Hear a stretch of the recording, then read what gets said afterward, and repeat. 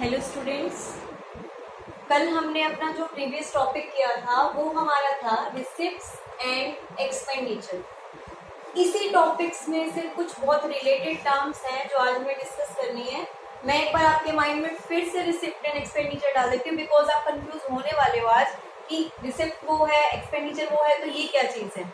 तो क्लियर समझ लीजिए, रिसिप्ट का मतलब है जो भी चीज़ आपको मिल रही है, जो भी चीज आप रिसीव कर रहे हैं, दैट इज योर रिसिप्ट। वो रिसिप्ट किसी भी नेचर की हो सकती है, रिवेन्यू नेचर की भी हो सकती है, कैपिटल की भी हो सकती है। दैट मीन्स शॉर्ट टर्म भी हो सकती है और लॉन्ग टर्म भी हो सकती है। रिसिप्ट मतलब कुछ भी आपके हाथ में आया फिलहाल, ऑन द टाइम। एक्सपेंडिचर का मतलब क्या है? वो खर्चा जो आप बिजनेस में कर रहे हो जो आपको फ्यूचर में बेनिफिट देगा। कोई एसेट्स खरीद ली आपने, ठीक है ना, वो खर्चा जो आप पे कर रहे हो और आपको फ्यूचर में उससे बेनिफिट होने वाले हैं लॉन्ग पीरियड के लिए। Expenditure means this is for the long period. अब कल हमने एक्सपेंडिचर का डिस्कस किया था जो लॉन्ग पीरियड के लिए हमें बेनिफिट देते हैं। आज इसकी एक छोटी सी टर्म को हम सबसे पहले डिस्कस करते हैं, expense. What is the difference between expenditure and the expense? Expenditure are the for the long time period. जो एक्सपेंडिचर होते हैं वो लॉन्ग टाइम पीरियड के लिए होते हैं और उनका बेनिफिट्स हमें फ्यूचर में रिसीव होता है। बट एक्सपेंसेस हमारे रेगुलर खर्चे होते हैं जो हमें करने होते हैं, किस लिए? ताकि हम रिवेन्यू कमा सके। रिवेन्यू मतलब कुछ बेच के हमारे पास पैसा आ सके। रिवेन्यू क्या होता है? Sale of money. जो भी पैसा बेच के हमारे पास आया दैट इज द रिवेन्यू। जो भी मैंने मार्केट में बेचा उसको बेच के मेरे हाथ में जो भी पैसा आ रहा है उसको हम बोलते हैं रिवेन्यू। तो आप भी सोचिए, आपको किसी भी प्रोडक्ट को बेचने के लिए बहुत सारे खर्चे करने पड़ते हैं। जैसे कि आप सेल सर्विस भी देते हैं, आफ्टर सेल सर्विस अपने कस्टमर को डोर टू डोर कई बार अपने एम्प्लॉय को भेजते हैं उसके एडवर्टीजमेंट के लिए। आपको वेजेस देने, जो लोग आपकी फैक्ट्री में काम कर रहे हैं आपको उन्हें वेजेस देने पड़ेंगे। जो लोग आपके ऑफिस में काम कर रहे हैं आपको उन्हें सैलरी देनी होगी। आपको ट्रांसपोर्टेशन खर्चा देना होगा एक जगह से दूसरी जगह, भाड़ा देना होगा, कैरेज देना होगा, जो सामान आया है, सामान जा रहा है। तो ये जितने भी खर्चे हो रहे हैं इनको बोलते हैं expense. These are not the expenditure, these are the short term of expenditure, that is expense. ठीक है, जो हम रिवेन्यू को अर्न करने के लिए खर्चे करते हैं वो क्या होते हैं? एक्सपेंस। दोबारा से सुन लीजिए, जो खर्चे रिवेन्यू को अर्न करने के लिए किए जाते हैं वो हमारे क्या कहलाते हैं? एक्सपेंस। जैसे देखिए मैंने कुछ एग्जांपल लिखे हैं, wages, carriage, rent, advertisement. Wages उनको दिया जाता है जो लोग फैक्ट्री में काम करते हैं। यहाँ पे एक वर्ड आप और ले लीजिए, सैलरी। जो लोग फैक्ट्री में काम कर रहे हैं उनको जो हम दे रहे हैं वो है वेजेस। जो ऑफिसेज में काम करते हैं उनको जो पे करते हैं वो होती है सैलरी। तो ये सारे जो भी खर्चे किए जाते हैं रिवेन्यू को कमाने के लिए उनको हम क्या कहते हैं? एक्सपेंस। तो अब आपको पता चल गया होगा एक्सपेंडिचर और एक्सपेंस में क्या फर्क है। Expense is the short form of the expenditure. अब देखिए, और ये हमारे उसी अकाउंटिंग पीरियड में खत्म हो जाते हैं, इनका फिर कोई लेना देना नहीं। इस मंथ मैंने जो पे किया अगले मंथ से कुछ लेना देना नहीं है। बट एक्सपेंडिचर का तो लॉन्ग पीरियड के लिए होता है, ये हमें फ्यूचर में भी बेनिफिट्स देंगे। फिर नेक्स्ट टर्म है हमारी लॉसेस। ऑब्वियस सी बात है, लॉस कौन चाहता है आज के टाइम पे?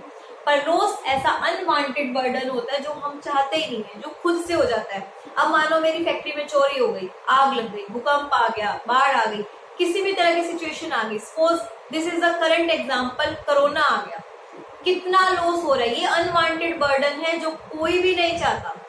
This is the real example of the unwanted burden and abnormal loss. Loss भी दो तरह का होता है, नॉर्मल और एबनॉर्मल। नॉर्मल जो मुझे पता है कि होना है, सपोज कीजिए आपका ऑयल का टैंक है, ठीक है, ऑयल का टैंक आप एक फैक्ट्री से दूसरी जगह पे भेज रहे हैं जहाँ पे आपको बेचना है।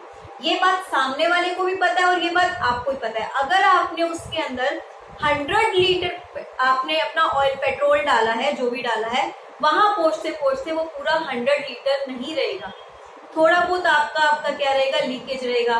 कुछ प्रोडक्ट्स में इवेपोरेशन भी रहती है। तो इन चीजों पे हमारा कंट्रोल नहीं है। जिन चीजों पे हमारा कंट्रोल ना हो और हमें पता है कि ये चीज होगी, उसको तो हम कहते हैं नॉर्मल लॉस। क्या कहते हैं? नॉर्मल लॉस, दैट मीन्स ये लॉस तो होगा ही होगा, इसको हम नहीं रोक सकते। अब टैंक जाएगा पानी का, मानो आपने टैंकर मंगवाया, ठीक है, 200 लीटर का, उसमें से कुछ ना कुछ पानी तो रास्ते में टप टप टप टप टप करता हुआ आएगा। वो जो टप टप टप करके पानी जो गया, क्या आप उसकी रिकवरी मांगोगे? नहीं मांग सकते, बिकॉज लेने वाले को भी पता है और देने वाले को भी पता है कि ये चीज तो नॉर्मली है और होगी, इसका कोई कंट्रोल नहीं। तो ये होता है normal loss. But abnormal loss क्या होता है? जिसके बारे में किसी ने सोचा ना हो। कोरोना वायरस आएगा, किसी ने सोचा था हमें ऐसे ऑनलाइन स्टडी करनी पड़ेगी, हमें लॉस हो रहा है ना, हम इजिली अब मैं आपको पढ़ा रही हूँ, अब आप मेरे से डाउट नहीं ले पा रहे, आप बाद में वीडियो देखेंगे, फिर बाद में मुझे मैसेज करेंगे ग्रुप में कि मैम ये पॉइंट एक बार दोबारा एक्सप्लेन कर दीजिए, तो ये लॉस ही तो है, टाइम ही तो वेस्ट हो रहा है हमारा।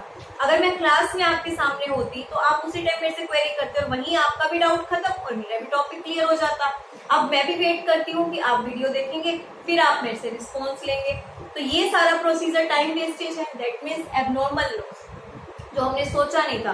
कोरोना की वजह से सभी फैक्ट्रीज बंद है, सभी मजदूरों को वापस अपने घरों में जाना पड़ रहा है, तो ये सारी प्रॉब्लम की क्या है? Abnormal loss. आग लग गई, चोरी हो गई, तो ये सारी सिचुएशन क्या होती है? Abnormal loss. हो गया क्लियर?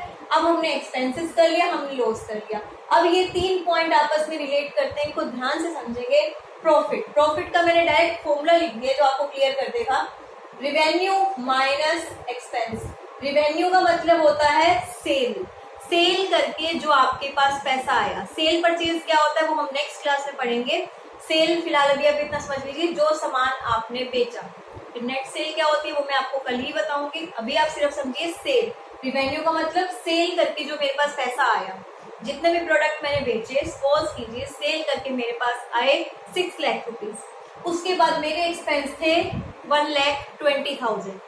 6 लाख रुपीज की इनकम हुई, खर्चे जो मैंने ये सारे मिला के सैलरी, एडवर्टीजमेंट, जितना भी खर्चा किया 1,20,000, तो कितना बच गया? 4,80,000। वो मेरा प्रॉफिट है, दैट मीन्स वो मेरा मैंने कमाया है प्रॉफिट। मतलब जितना मेरी कॉस्ट थी मैंने कवर कर ली। एक्सपेंसेस का मतलब कॉस्ट, भाई जो भी मैंने पैसा लगाया था बिजनेस में इस चीज को कमाने के लिए, इस चीज को कमाने के लिए जो भी पैसा लगाया था वो निकाल दूं तो बचा हुआ क्या रह जाएगा? मेरा प्रॉफिट। इनकम क्या होती है? आपकी नेटवर्थ। नेटवर्थ मतलब आपकी जो पोजीशन है, आपकी जो एसेट्स हैं, उसकी वैल्यू का बढ़ना, ठीक है। किसी भी तरह से पॉजिटिव चेंज आ रहा है, उसमें इंक्रीज हो रही है वो वैल्यू, चाहे वो बिजनेस एक्टिविटी के थ्रू हो रही है, जो कोई अदर एक्टिविटी, किसी भी एक्टिविटी के कारण आपकी नेटवर्थ में पॉजिटिव चेंज आना क्या कहलाता है? इनकम। यानी कि कोई चीज आ रही है और वो वैल्यू बढ़ा रही है, ऐड हो रही है, जो चीज आपको रिसीव हो रही है। गेन और इनकम में थोड़ा ज्यादा डिफरेंस नहीं है, ये भी नेटवर्थ में चेंज है, पर किसके कारण? यहाँ पे जो चेंज हो रहा है, आपने कोई फॉर्म चेंज कर दी प्रोडक्ट की, प्लेस बदल दिया, गुड्स कहीं और आप रखने लगे, होल्डिंग ऑफ एसेट्स, कोई एसेट्स आप लॉन्ग टाइम से होल्ड कर रहे हो। सपोज कीजिए एक लैंड है, आप 15 सालों से उसे अपने पास रखा हुआ था, शुरू में उसकी इतनी वैल्यू नहीं थी, एकदम से वो लैंड करोड़ों की हो गई, तो वो आपको क्या हुआ? गेन। वो आपको क्या हुआ? गेन। क्लियर है? फिर है डेटर्स। डेटर्स और क्रेडिटर्स हमने शुरू में भी किए थे। डेटर्स हमारी एसेट्स होते हैं, डेटर्स हमारी क्या होते हैं?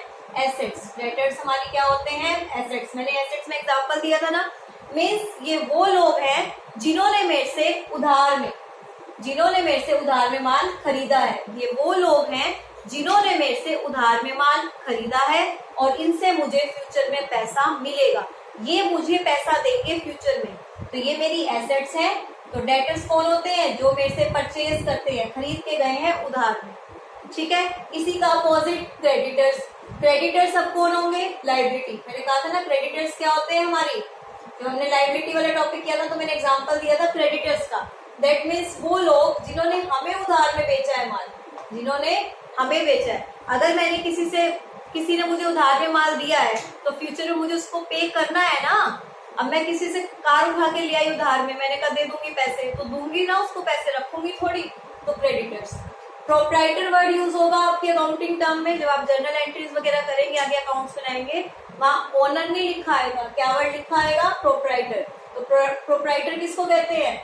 Owner of the business firm. जो बिजनेस का मालिक होता है उसको क्या कहते हैं? प्रोप्राइटर। बिजनेस के मालिक को हम क्या कहते हैं? प्रोप्राइटर। फिर 2 वर्ड्स आपके आएंगे, सोलवेंट एंड इनसोलवेंट। सोलवेंट का मतलब वो इंसान जो अपनी लाइबिलिटीज को पे ऑफ करने के लिए कैपेबल है। दैट मीन्स अगर मुझे किसी को 20 लाख रुपए देने हैं तो मैं दे सकती हूँ, मेरे पास है, यानी कि मेरी कैपेबिलिटी है कि मैं अपनी लाइबिलिटी को पे करूं। बट इनसॉल्वेंट का मतलब होता है दिवालिया। क्या होता है? दिवालिया। दिवालिया मतलब दिवालिया घोषित हो गया कि उसके पास अब देने के लिए कुछ भी नहीं है। ठीक है। इनसॉल्वेंट मतलब उस बंदे के पास अब हमें देने के लिए कुछ भी नहीं है, वो इस कंडीशन में नहीं है कि अपनी लाइबिलिटी को पे कर सके। उसको काफी सालों से क्या हो रहे थे, लॉस हो रहे थे, जिस वजह से उसकी फॉर्म में पैसा नहीं रहा और उसकी फॉर्म की ऐसी कंडीशन आ चुकी है कि अब वो बंद होने की कगार पे। तो एक बार इसको दोबारा देख लीजिए। क्रेडिटर्स आपको पता चल ही चुका है, जिन्होंने हमें उधार में माल बेचा और मुझे उन्हें फ्यूचर में पैसा देना है। प्रोप्राइटर कौन होता है? ओनर। प्रोप्राइटर कौन होता है? बिजनेस के ओनर को हम क्या कहते हैं? प्रोप्राइटर। सॉल्वेंट मीन्स वो पर्सन जो मीट कर सकता है अपनी लाइबिलिटी को, दैट मीन्स पे कर सकता है, वो कैपेबल है, उसके पास पैसा है। इनसॉल्वेंट जिसके पास पैसा नहीं है और वो अपनी लाइबिलिटी को पे नहीं कर सकता। क्लियर है? तो आज का टॉपिक हमारा खत्म हो चुका है, इसको आप अच्छे से देखेंगे। कोई भी कहीं पे डाउट हो तो आप मुझसे पूछ सकते हैं। Thank you.